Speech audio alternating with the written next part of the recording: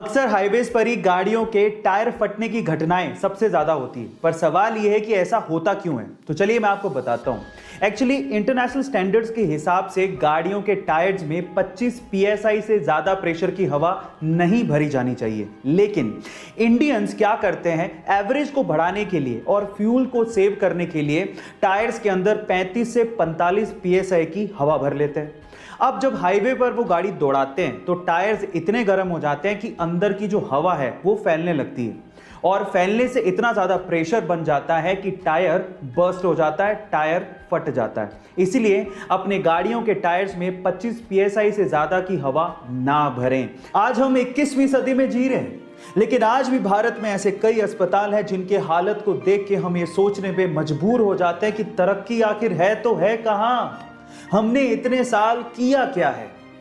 जैसे कि इस तस्वीर में ही देख लीजिए, एक पिता है जो अपनी बीमारी के चलते अस्पताल में भर्ती होने को मजबूर है। उसे ग्लूकोज की बोतल चढ़ाई गई है, लेकिन अस्पताल में इतनी भी सुविधा नहीं है कि ग्लूकोज की बोतल को टांगा जा सके। एक ग्लूकोज की बोतल को टांगने का स्टैंड तक नहीं है। लेकिन सलाम है इस बहादुर बच्ची को जो अपने पिता को बचाने के लिए इस ग्लूकोज की बोतल को लगभग 2.5 घंटे तक हाथ में पकड़ के खड़ी रही। गाइस, जहां अस्पतालों की यह हालत देख के दुख होता है, वहीं इन बहादुर बच्चों को देख के गर्व महसूस होता है। गाइस, आपको ये जान के कैसा लगा चैट सेक्शन में जरूर लिखिएगा। आजकल ऑनलाइन का जमाना है और आजकल लोग ऑनलाइन के थ्रू पेमेंट्स भी कर रहे हैं, कितनी अच्छी बात है। आपने भी कभी ना कभी किसी दुकानदार या मर्चेंट के QR कोड को स्कैन करके उसे ऑनलाइन पेमेंट जरूर किया होगा।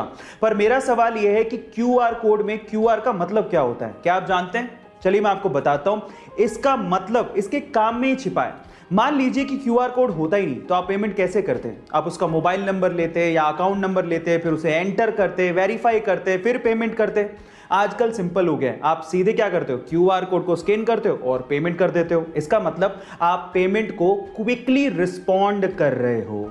इसका मतलब यही होता है QR यानी कि क्विक रिस्पॉन्स। एक आम इंसान के दर्द को सहने की मैक्सिमम लिमिट 45 डेल होती है, लेकिन क्या आपको पता है कि एक मां जब एक बच्चे को जन्म देती है तो उसे लगभग 57 डेल के बराबर दर्द को सहन करना पड़ता है, और ये दर्द उतना ही है जितना कि 20 हड्डियां एक साथ टूटने पर होता है। अब आप अंदाजा लगाइए कि कितना ज्यादा दर्द होता होगा, लेकिन फिर भी एक मां सिर्फ अपने बच्चे के लिए इतना दर्द सहन कर जाती है। लेकिन मैं आपकी जानकारी के लिए आपको बता दूं कि जो महिलाएं गर्भावस्था में तितली आसन करती हैं, उन्हें अपने डिलीवरी के दौरान कम दर्द सहन करना पड़ता है।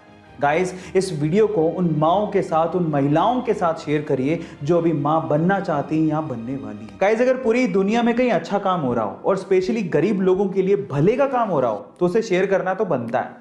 कुछ ऐसा ही काम हो रहा है जर्मनी में। वहां की सरकार ने वहां के पब्लिक पार्कों में स्पेशली बेघर लोगों के लिए स्लीपिंग पोड्स लगवाए हैं, जिन्हें वो लोग अल्मर नेस्ट के नाम से पुकारते हैं। इसकी खास बात क्या है?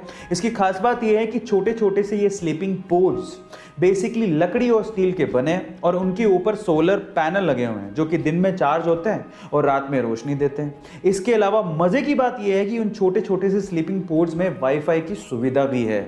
गाइस, क्या आपको भी लगता है कि इंडिया में भी कुछ ऐसा कॉन्सेप्ट लाया जाना चाहिए ताकि यहाँ के बेघर लोगों को थोड़ी सी सुविधा मिल सके?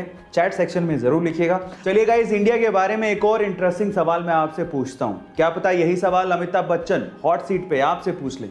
सवाल यह है कि इंडिया का पहला इंजीनियरिंग कॉलेज कौन सा है?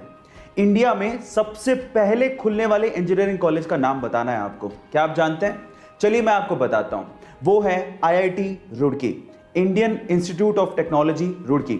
इसे 1847 में Thomson College of Civil Engineering के नाम से खोला गया था। क्या इसके पहले तक इफेक्ट आप जानते थे? और अगर नहीं जानते थे तो चैट सेक्शन में जरूर लिखिएगा। और ऐसे अमेजिंग वीडियोस के लिए यूट्यूब पे हमारे चैनल को सब्सक्राइब कर लीजिएगा